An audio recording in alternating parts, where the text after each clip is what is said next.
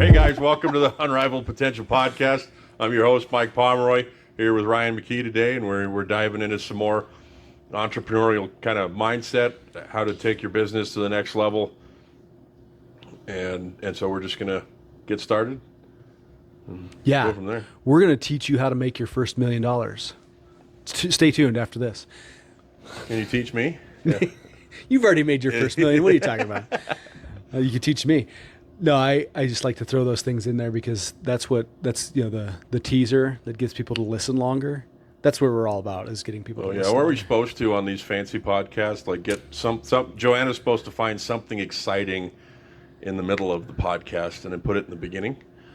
Yeah, like coming soon, and then you dive into the conversation. Today on Unrivaled Potential, Mike and Ryan talk about. I've been listening to a couple of them that I enjoy, where they have a little laptop right here and they're communicating back and forth, and we really do need to get to the point where we have several cameras and one facing the TV. Like, Joanna, pull that video up. I'll show you something real crazy here.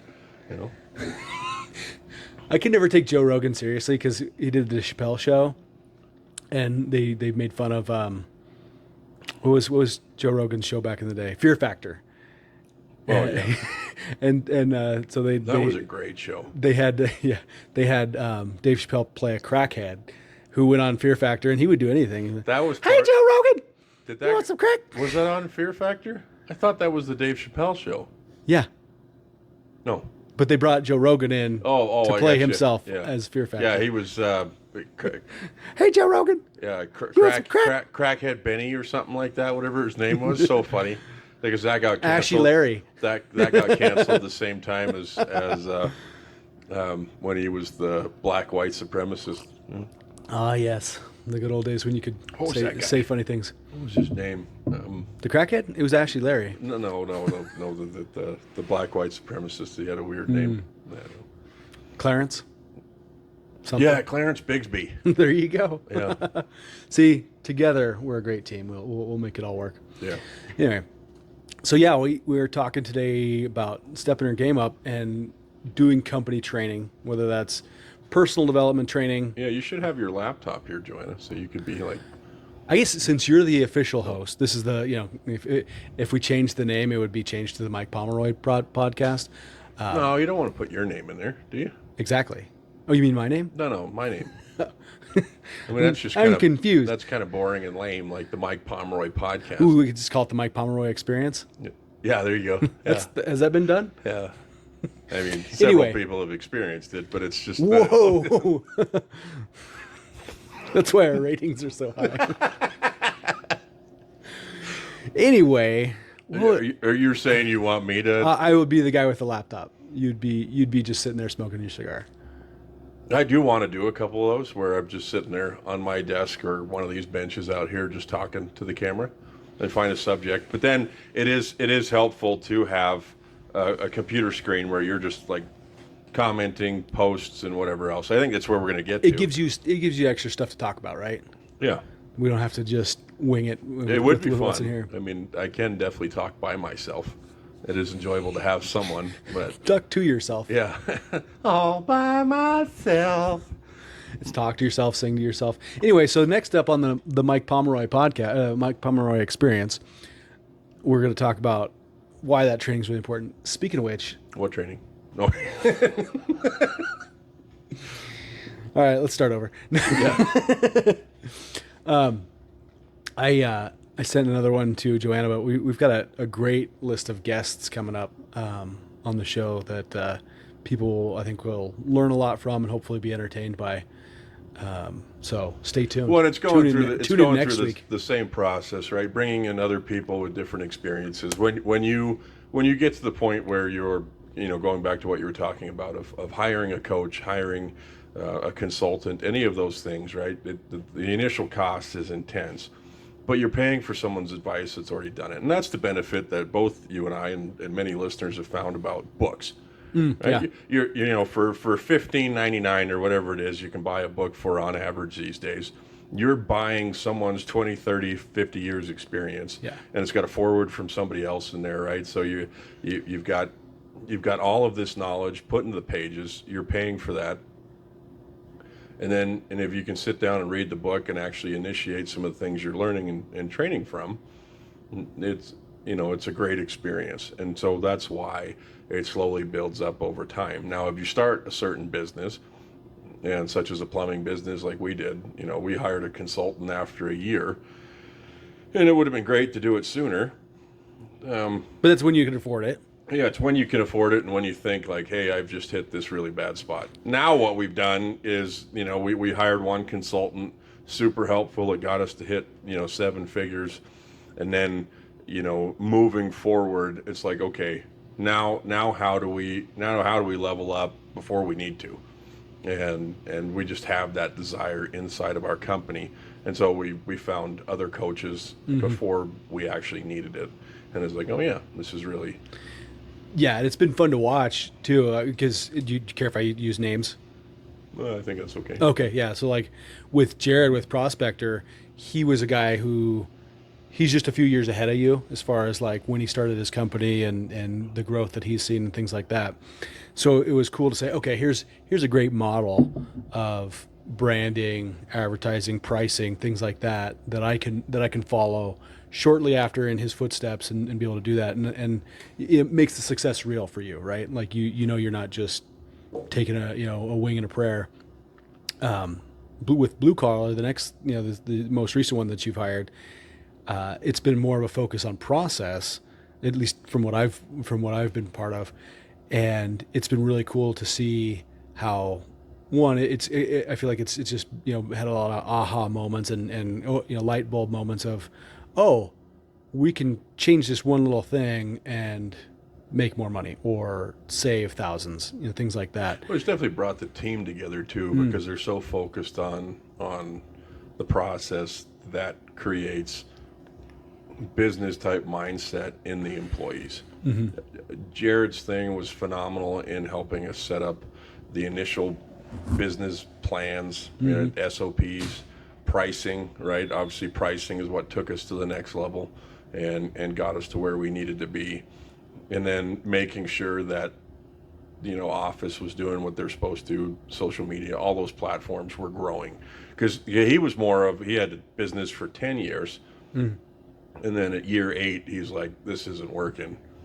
Then hired a consultant and then went through, and I don't know who he hired for that. But so it was 2 years of growth before he was able to get to the point where he sold it. So he had a lot more doing it the old fashioned way than I did.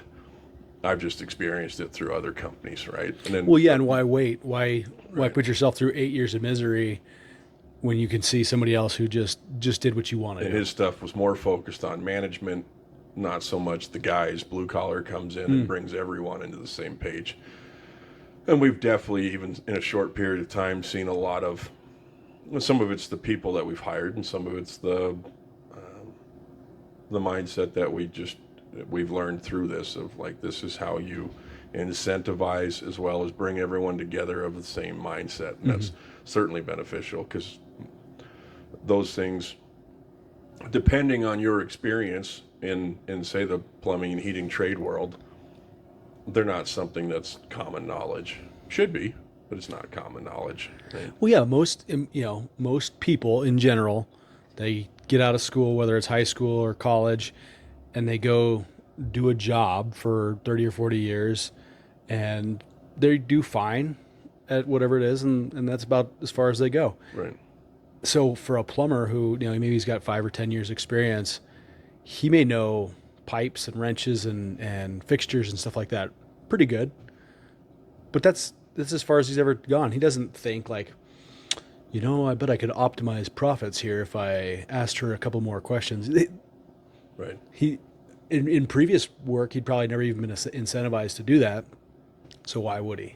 Right. He's just taking it as far as he wants, and then go home and crack a cold one and move on to the next thing. And going off statistics, right? There's like 114 plumbing companies between here and Grand Junction. What? Plumbing and heating companies, 114? Yeah. And that's like one for every, well, not quite, almost one for every 1,000 people. Yeah. One for every 2,000 people. Out of all of those 114 companies, there's only 4 that run like we do. Right. Right. And so not all the rest of them are mom and pop shops, but I would say 90% of those 114 are, and so they all run their way, and they don't need all the systems that we are using. Right. We technically don't either, but for being the scalability of what we're trying to create, that's why it's so, I say uncommon knowledge, and it's because there's not a lot of people doing it, and those companies aren't talking to other companies, right? Oh yeah, no. How many of those other 4 competitors have I got to sit down and have a conversation with and learn about their systems, right? We just don't. Just one, right? Yeah. That's huge. Not that they would be unwilling to. We're so busy we don't get together. Right? Well, and some of them would be unwilling. They'd be like, "Why the heck would I talk to you? You're the competition." That's something that I'm glad you brought that up because. I, as Christians, I think we need to be leading the way in this area as far as allowing ourselves to be open to cooperation versus competition. So leading the way and saying like, hey, there's 250,000 people in this market. There are plenty of toilets and pipes and stuff like that for all of these plumbing companies, like you've done with Wild Country Plumbing and things like that. I almost called him Nate Wild. That's the rock station DJ. That's what he is to me, Nate Wild. But you sat down and you guys shared ideas and you talk on a relatively regular basis because he's not cutting into your profits. You're not really cutting into his profits. Well, maybe, but he's got his clientele. Yeah, right. And you want to when you have that Christian mindset or just abundance mindset. Yeah, God's got plenty for all of us. You want to see your team succeed, mm-hmm. and obviously your business is a big part of that, and then other people. Yeah, they're all raising families too. Of course, you want them to be successful because the journey that they're going on is not an easy one. Yeah, and if you're not a Christian but you believe in community, just realizing like, hey, that other plumbing company, that guy's feeding 3 kids too, and his employees are feeding 15 kids, and that's more important than did I sell this water heater? And if you want them to win, yeah, of course you do. But if they lose, they lose, and you can just make fun of them for it for years. There's still a competitive mindset here that says, no, Yeah, and that's the beauty of it. Just because I can't take care of 60,000 people, and that's the reality of it. Maybe soon. But the beauty of it is you can be cooperative and still have a fun, competitive environment to say like, yeah, I want you to win, and I want to win. That's the thing. It doesn't have to be a win-lose. It can be a win-win. Right. Well, and then knowing customers and knowing clients, right? You've been in sales for a long time. You've been in marketing. You can work with a variety of people mm-hmm. of every different age dynamic plus different backgrounds. But there's still going to be people. I'm very versatile. There's still going to be people that don't like you and don't relate to you, right? No, everyone likes me. And I can relate to everyone. Yeah. Are we going to lie on air? Really? If you're going to lie, you might as well do it to 20 million people. It's the same way with our team, right? Because when we sit in the office and we dispatch somebody to a call, we've already gone through what personality type this person is, who should we skill set wise send to this job, right? Well, every company's got different personalities built into it because everyone's different. And so I can relate to customers different than John can, and John needs to go to certain places because he'll just smile and he's got those dimples. I just don't have them, right? And so it's you have to that is not invisible areas. Yeah. So whether you've got 10 or 20 people, you're not going to fit every profile of people are just comfortable with others. Like dealing with contractors, I get sent to contractors because I can deal with them well. Gruff, older men that are, they're just hard to deal with. Well, they're used to having it their way for the last 40 years, and sometimes they need somebody to say, no. It's a stronger This is the way to do it. Yeah. You're good at what you do. You called me because I'm a professional. Yeah. Get out of the way. I'm glad that you soldered back in the early 80s, but I watched a YouTube video last night, and I don't think you're doing that right. Yeah. Oh, yeah, I've heard it. And so you learn that, and there's only so many people that we can help that people are going to feel comfortable. Sometimes customers. That's the nice thing about having variety, but customers get to choose who they're going to choose. And we know people they're going to choose who they've been using for many, many years until they get burned. Yeah. Yeah. That's true with a lot of companies, insurance, mechanics. They'll just go back for forever until something bad happens or something really good entices them away, basically. What you said made me think, like, for us as the business owners and for people out there who are trying to grow something, it takes a level of confidence and humility to say, I don't know everything that I need to know about this, so I'm going to hire somebody who does to come in and train me and train my guys. Right. And that's really hard for somebody who feels like they have to know it all or be the expert in everything. So just to have that confidence, like, hey, yeah, I've got a lot of stuff, but this person knows more than me in this area. And the confidence to know if you've never done it before, just like we had to look back in the beginning, right? It was a significant investment of close to $10,000, right? Mm-hmm. Is it going to be worth it? There's always that fear, because if you've been in this world long enough, people sell you anything. Oh yeah, and they don't care if you put it on a credit card. They don't care if you actually make your money back, or well, some of them. And so you have to, that's a lot to gauge at the time. I've never had it fail me when I've hired someone, because whatever information I've gleaned has always been worth it. So Joanna, no matter what he says, you just heard it here. It's never failed him when he hired somebody. Oh yeah. Yeah. Hired a consultant, someone that. You can't go back now. Yeah. Anyway, so guess what? You mentioned a stat earlier, and it reminded me. I actually did some research for this podcast, so you guys are lucky, because we should do more than just wing it every once in a while. No, I mean, sure. Wait a. Yeah, no. So. That seemed like it was like a dig, Not to really, you, to me. I am the worst. I don't know about you're the worst. I think certainly I've been defined as that. Somebody who just wings it. Yeah. Or the worst. Yeah. Well, yeah. So we're both working on this. Part of, leveling up, taking our game to the next level is hiring people or going out and doing your own research. Yeah. So, when we were talking about doing an episode just about why it's important to hire a trainer, I thought, well, I know I would like to know some statistics on this. So went and looked it up, and clearbusiness.com they had some really wide statistics and stuff like that. One of them was, at a minimum, most companies see about a 25% increase in revenue when they hire a consultant to do training for their people. And they attributed it to all different kinds of things. Part of it's company culture, which you've done a great job of establishing here. And like you talked about earlier, doing this training together has even strengthened that culture. Right. So we can see that evidence already. The other part of it was, employee retention.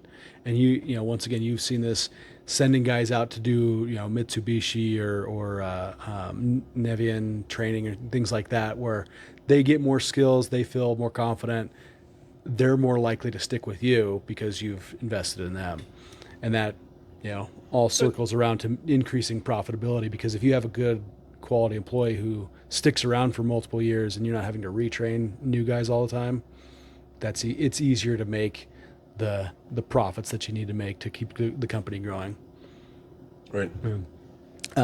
So another stat they talked about was, how do they phrase it? It was basically customer satisfaction.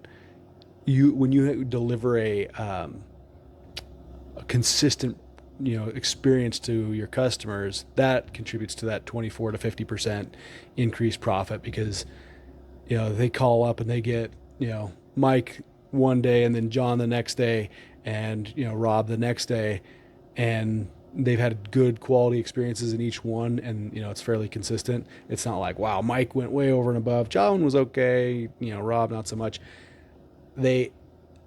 they're more likely to stick with you, and that's where, you no longer have to advertise for that customer. That customer is basically a freebie, and it's all gravy when it comes to revenue. Right.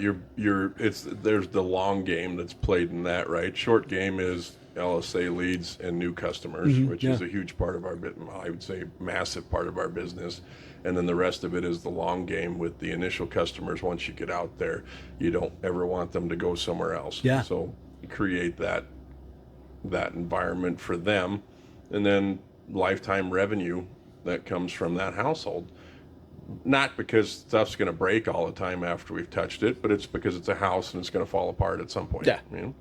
Things are, well, especially if you're kind of a conspiracy theorist, you're like, yeah, they make these things to break on purpose, so you have to buy new ones. Yeah, I think new plumbing. Honestly, I think new plumbing supplies and even the contractor grade stuff is very similar to an iPhone. After 4 or 5 years, it's planned obsolescence. It's just going to hit a button, and then all the gas valves are going to go out. And I mean, it's the craziest thing because water heaters are like that. They'll go in spurts. Oh yeah. You don't get a water heater for 6 months, and then there'll be a whole week where the same brand, same model, everything went out. Interesting. It's just manufacturing. The conspiracy behind it, I laugh about. The joke always in the field for years was wait till the full moon. And from normal people's thinking, the full moon brings out all the crazies, right? On the plumbing side, and usually full moons means water heaters go out, and you'll get 7 of them in the same week. It's the funniest thing. Interesting. Which contributes to the craziness. Yeah. I don't have $5,000 for a water heater. Yeah. I don't know why Mickey Mouse lost his water heater, but hey Pluto, the water heater's out. Gosh, how am I gonna shower? Anyway. Meanwhile, back at the ranch. Anyway, so you're illustrating. Well, that training is what delivers the quality experience that gets the people coming back and builds long-term strong businesses that aren't dependent on marketing and advertising and things like that. They're just, chugging along, growing at 10, 15, 20% every year because you deliver a great service and a great product. Yeah. But you got to get them through the door the first time. So that's where this guy comes in. Yeah, you do. You got to get your foot in there, just take on as many clients as you can, and show them why you're better. And then some people don't appreciate that, and they're not good customers. We don't need that, right? It's just a one-time fix, and they'll go use somebody else. And we're not for everyone. I mean, that's just the reality of it. Right? Yeah, absolutely. And when you stop thinking like that, like I'm not for everyone. There was a company I went to work for in Billings, Montana originally, and his goal was to put everyone else out of business and do all of the new construction houses in town. That was his thing. And so he undercut people just to get the houses, and that is just a terrible mindset. I'm not for everyone. Yeah. So how did that work out for him? Obviously you're not working there anymore, but he did all the houses. They hired 68 plumbers, and then 4 years later, it was down to 9 plumbers. Yeah. All right. Yeah. So he literally did it. He hired everyone for low wages and kept them busy. They got plenty of overtime, which most plumbers in the trade, they don't care about how many hours they're working because that was the mindset that we were trained with, right? And then, well, the more hours you're working, the more money you're making, right? Yeah, theoretically. And so you're like 60 hours a week, good paychecks. You did that for 5-6 years, and then now you don't have a job no more. And so the company did well, not as well as they could have, and then they did well for a short period of time, and now they're back to square. You took all the money one. off the top, and then went down the middle. And that's the hard part with. As long as the house and boat are paid off at the end of that 5 years, you're good to go. That's the hard part with new construction. There's a way to do it correctly, but for the most part, the guy at the top always makes the most. Which I'm not opposed to that idea, but it's also not. As the guy at the top, I don't mind that so much. No. So I was talking to a guy this morning, and he shared a really good story about how training had impacted his life, and I've seen it in my life too. I didn't like being an employee, but one of the big things that I gained out of it was good training, both in the sales side of things as well as like how to build a website, how to do SEO, things like that. And this guy he was talking about, he ran a fundraising business, so they would sell meat and cheese and frozen goods and stuff like that to schools, and they would sell them as fundraisers for their sports teams and choir and band and stuff like that. And he said he had this one trainer who'd come out from Arizona every year when he was still just an employee, and he taught him like all the tricks of the trade. Here's how you get them to sign. Here's how you bundle packages together to give the customer a great deal and make the most revenue. And then he turned around and took that into a multi-million-dollar business and really grew his own thing. And for me, it made all the difference in the world. Have you ever had something like that where you're like, oh wow, this training? Actually, you've shared one of your professors, but this training has set me up for success. The God used this in my life to build my business. Oh, yeah. I had great influences in the beginning of the career, and it was sustaining. Like, I still talk to him now, right? Mm-hmm. I've been 15 years into this and still talking to my plumbing professor when I went to trade school. And I'd had a bad experience with a plumber before I went to trade school. And then went to trade school, and he brought me back up, right? And that was a level that sustained me through some really bad companies for 4 or 5 years. And he still continued to like push me to stay in the field, and when I wanted to get out of it, and I got out of it, for 4 years I didn't do any plumbing work other than stuff on the side. Doing the logging and stuff like that? I was logging. I worked at Napa for a bit. I was so mentally drained, and honestly, I didn't recognize it at the time, but I'd become kind of anxious and depressed, thinking that I had failed because it was on me. And the people that I worked for did that, and he still came back into my life and was like, hey, I got this job for you. I know you're not plumbing anymore, but you really should, and I don't want to go do this, and it was his support that got me through that, which I'll be completely ever grateful for, and then finally had some good people come into my life that allowed me to become more experienced on my own, get through some of these scenarios without. I worked for one guy for a couple of years, got a lot of experience based off the fact that it was just me, and he didn't yell at me as much as the other guys. Wasn't as encouraging as he could have been, definitely.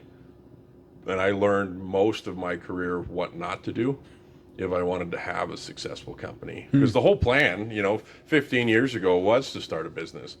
And I could have started it in my early 20s based off of experience level and whatever else if I'd have had the teaching that we have here. And so I look back at that very often and go, I don't look at, like some of the team members we have here. They're here for a very short period of time and they've excelled. Some of it is personality, but you can't put any of it on that. The rest of it's training and the environment that we work in. Because if you bring people in, you beat them down, and then hope to take them back up to this level, it just doesn't work. This isn't the Marines, right? It takes, to come out of that place that other companies had taken me to mentally. It took 6 years to heal. Wow. To where I was like, I am good at this. And then experiences after that took me to whole new levels, whether it was teaching and people entrusting me with their students and stuff like that in the plumbing side of things.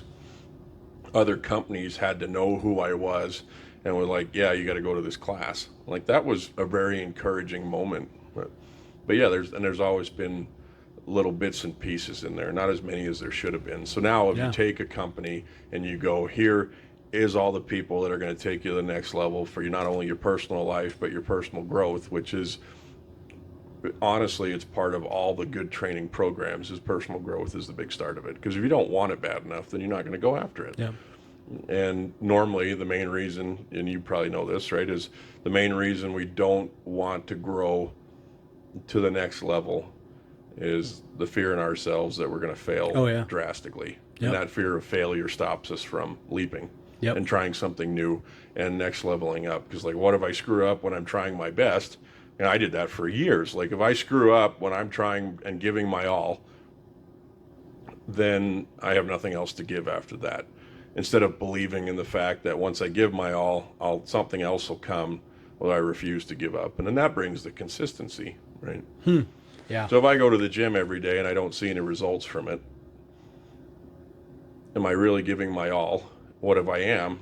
How do I get past to where I want to get to this goal, where I want to be You go get a trainer. ripped or sculpted? It's like, well, then you figure out what you're doing differently. And I've learned that in many different areas where I have been consistent. It's like, oh yeah, try something out. I mean, I've been working out consistently for 2 years now, and I just learned a new technique 3 weeks ago that's like massively increased everything,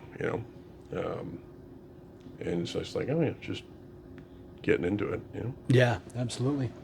That's a great illustration, because there's probably guys out there who've been running a company for 10, 15 years and think, wow, I kind of got this. No, you can always learn more. And if you don't want to go through 15 years of, slow growth, no growth, misery, or just feeling like, this is as good as it's ever going to get, go out and hire a good trainer. Go out and talk to somebody who's either done what you want to do, or helped other people do it. Don't waste your time, in crawl spaces and over toilets when you could be, hiring guys to do the same thing. Well, and when you start to feel stuck, when you recognize, if you have enough time and headspace, which is why it's so important for self-reflection, when you start to feel stuck, then it's time. If you can't find a solution, don't sit on it for 6 months. You just go find somebody else. Yeah, I love my parents to death, but they're stuck in a business and they can't figure out how to scale it.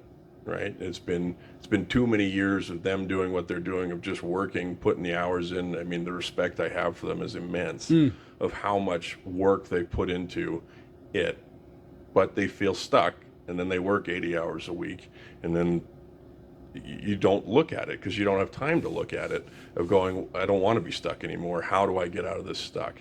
It may just be something as simple as finding a coach that says, these are the things I'm going to hold you accountable for the next 6 months. Give me 10 grand. And then you're like, oh, I'm unstuck. At least you feel like you're doing something and you're going in the right direction. Yeah. Because owning the business is awesome. It can be, or I could do the same thing, right? I could be stuck making a good living. I could have a boat and do all the things in this company if we just stayed small. And I went on 3-4 vacations a year or whatever, right? That seems like the stereotypical plumbing and heating company. That's what the owner does. Yeah, you go to Lake Powell in the summer, and you go to Cancun in the winter, right? And February. And I could have all those immediately. If we stuck with 3 of us and an office staff last year, right, we'd have enough clientele, be making enough money, the overhead would be lower. I could have bought a boat last year, right? Then it's very tempting. There really is. Like I could have had the and house. That's when the podcast and the business plan took a bad turn. Yeah, right. Yeah, and you should go like, well, I could do that, but then I would be, because I'd still be in the field, and I wouldn't have to be working on the price book and all this stuff in the office, right? That's systemizing and processing that I need to be a part of. I could be out making 10 grand a day. Yep. And the short term sounds great. The long term is, but then I have to do that for another 30 years. Right. As opposed to the model you're on, where in 5, hopefully you'll be able to say, okay, this thing's running itself. Now I can go do other projects. And that's the difference between entrepreneurship and self-employment. Mm-hmm. I could be self-employed with 3 people, and definitely would be a self-employed type of mindset that's here. Guys could still make good money, cap off at a certain point, and everything's good, and it's still a great living for our area, right? But you're stuck. Yeah. And it's not wrong to be in that mindset as long as it doesn't frustrate you. But I would just get bored. Yeah, and I think most people who are honest with themselves either would get bored, and they'd realize, hey, I'm not living up to God's full potential for my life, and I'm not helping as many people as I could, or, I actually am kind of depressed, and this bores the shit out of me. Yeah. Yes, it's right for some people, but definitely not for everybody. Right. So if it's not right for you, Go hire somebody, take the first step, go read a good book. And then if you can take that to the next level and hire somebody who knows what you want to learn, then go soak up as much information as you can and take it to the next level. And then surround yourself with people who are either doing those things or have done those things. So you're not, going home and cracking a 12-pack every night and self-medicating. Right. Yep. And I think a lot of that, it comes from that stuck feeling. Yeah. That's when I drank, it was screw up, self-medicate. That made me feel more guilt, so I would self-medicate and screw up again. Yeah. So, and you don't have to be an alcoholic to do that. No. I mean, it's in it can also be life. Netflix or Candy Crush or whatever you're self-medicating with.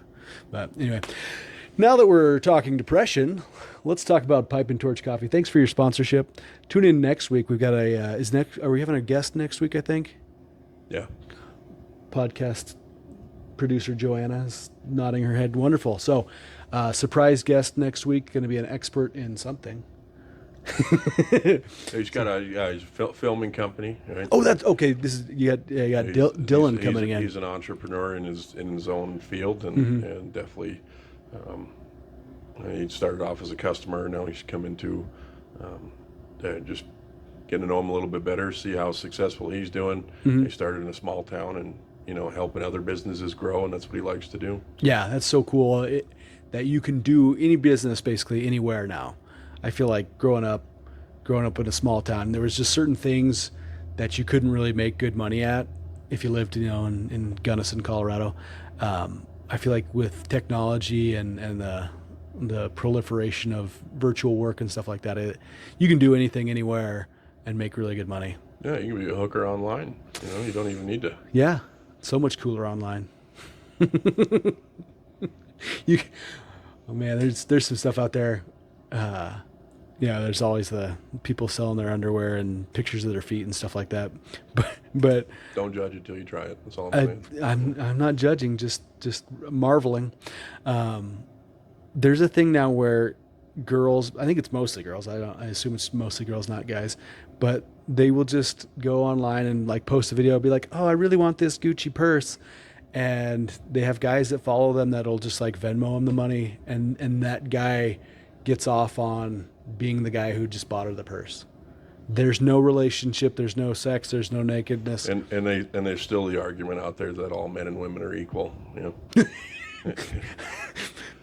No comment there, because I like I said, I don't even know if it's an all girl thing, but but yeah, what girl is like, it's probably I'm gonna go drop I would bet $5,000. That it's not an all girl thing, but it is not something that is stereotypically, there would be a higher percentage, right, of girls that are able to do that. And it's the truth. It's not a sexist thing, it's just reality. It really is the reality of it. That men leads want to be a provider, and that's a way to do it without rejection. Yeah. Yeah, there you go. Okay, so that's the absolute truth. But that's why men get addicted to porn so much more, easily, right? In the fact that there is no rejection in pornography. Oh yeah, absolutely. Right, and that's a man's fear, right? When he's not stable and he's never worked on some of those things, there is that fear of rejection, and it doesn't happen there. So you find a woman like that online, and she is going out there looking to have her needs taken care of. She's not going to reject you, so there's no fear of it, because all you have to do is send it and get a couple of text messages, and these men that do that, baby. that have exactly, they don't have to face any of it, and they're not facing their issues from earlier on in life, whatever caused that, right? It's usually men. Next week on the Unrivaled Potential podcast, we'll talk about the roles of gender inequality and how men need to be the provider. Yeah, we're required to be in the place where we want to be. Bringing in Dr. Phil and yeah. Can we book like Dr. Phil? Could we get him? Yeah. Okay. Yeah, he's not busy these days. He's probably got a house in Telluride. We could probably just get him to pop down. Yeah. Just pop in. Yeah. Might be able to get Oprah on the show. We should really market that more. Try to get some of semi-local celebrities. I think, Ralph Lauren's got a place, Oprah, John Glenn's widow. I think she's still up there. Let's go recruit these people and really spice up the podcast, huh? Yeah. Shouldn't be too hard. Yeah, not too hard. Walking down Main Street, Telluride. Yeah. Oh, yeah. But then the problem with it is that we have to walk down Main Street, Telluride. That's not really my thing. But. Get a nice contact high and what's up, bro? All right, thank you guys for tuning in for Mr. Mike Pomeroy and the Mike Pomeroy Experience and everything Unrivaled. I'm Ryan McKee, and keep striving. Mike Pomeroy Experience is more like a band name, isn't it? Oh, what kind of music would the Mike Pomeroy Experience play? Yeah, I mean, we'd probably start off with a little bit of stick figure, and then move into. Is stick figure a type of music? Yeah, it's reggae. Yeah. Oh, what's funny? I was gonna say reggae, but I never heard of stick figure. We'd start there and then work into some other stuff. Maybe bring in some Becky G and. I'm lost. Oh, well. I'm a music connoisseur, and I don't know what stick figure or Becky G is. So. Say it the right way. Reggaeton. Reggaeton? No, not reggaeton. Yeah. Reggae, because reggaeton and reggae are not the same thing. Yeah, they are. Yeah, they are. Since when? It's just the Mexican version of it. Yeah. So it's not the same thing. Yeah. That's like saying like. No, it's the same style of music. Yeah. Same thing. All right, hey, for everybody out there, you guys vote on this. Is reggae and reggaeton the same thing? Like, is Petey